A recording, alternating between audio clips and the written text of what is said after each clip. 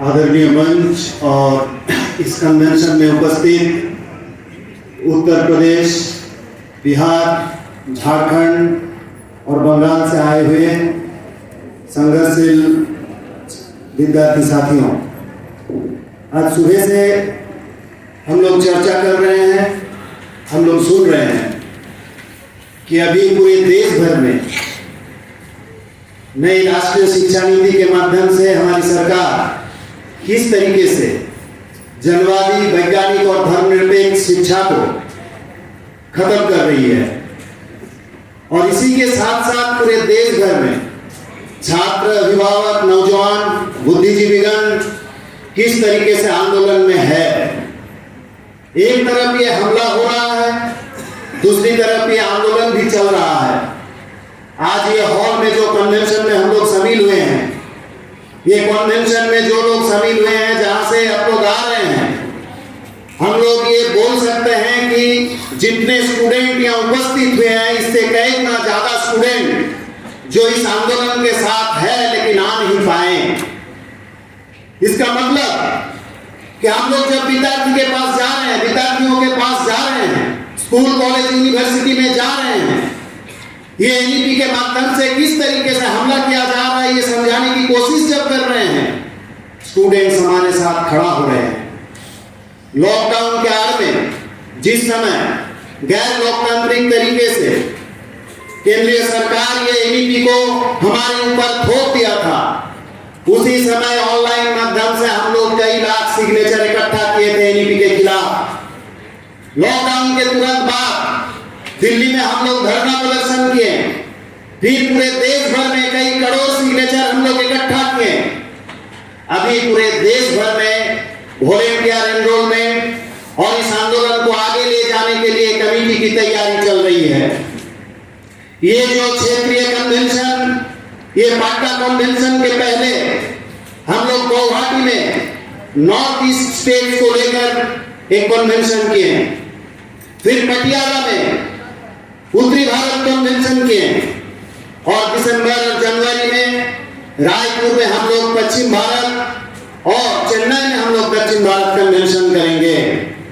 ये जो कार्यक्रम हम लोग कर रहे हैं, ये सिंपल कोई कार्यक्रम है नहीं।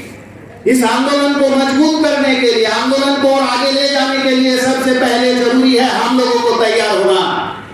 देश में ढेर सारे संगठन है, वो लोग भी नारा देते हैं, वो लोग भी लड़ते हैं, लेकिन एआईडीएसओ एकमात्र संगठन है जो हमारे देश में नया इंसान तैयार करने की संघर्ष में है, जो नया इंसान तैयार करने की लड़ाई में है। ये एनईपी के खिलाफ लड़ना ये सिंपल कोई एजेंडा नहीं है।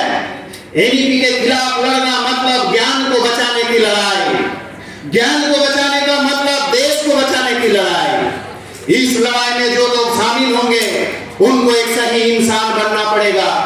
हमारा एआईडीएसओ का संघर्ष है एक उन्नत इंसान बनने के लिए, एक उन्नत समाज बनाने के लिए एक उन्नत इंसान बनना जरूरी है, और एक उन्नत इंसान बनने के लिए सच्चाई के लिए संघर्ष करना, न्याय के लिए संघर्ष करना जरूरी है। यही सपना के साथ हम लोग एनईपी के खिलाफ लड़ रहे हैं। एकमात्र एआईडीएसओ जो नारा बुलंद किए हैं पूरे देश में, resist NEP, safe public education, ये रेजिस्ट एनईपी को सही में रोकने के लिए आज स्कूल, कॉलेज, यूनिवर्सिटी, हर इलाका में स्टूडेंट्स को इकट्ठा होना पड़ेगा, एकजुट होना पड़ेगा और लड़ने के लिए तैयार होना पड़ेगा। सिर्फ विरोध करने से, सिर्फ कोई नारा उठाने से इतना बड़ा हमला हम लोग रोक नहीं पाएंगे।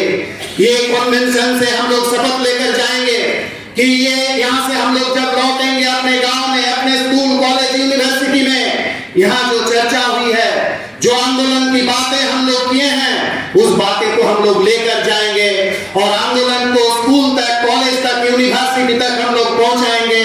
और जो नारा हम लोग बुलंद कर रहे हैं कि resist NEP, safe public education, सही मायने में हम लोग सरकार को मजबूर करेंगे कि एनईपी को रद्द करें और देश की जो लोकतांत्रिक, जनवादी जो शिक्षा, जो धर्मनिरपेक्ष वैज्ञानिक शिक्षा, वो हम लोग बचा सके।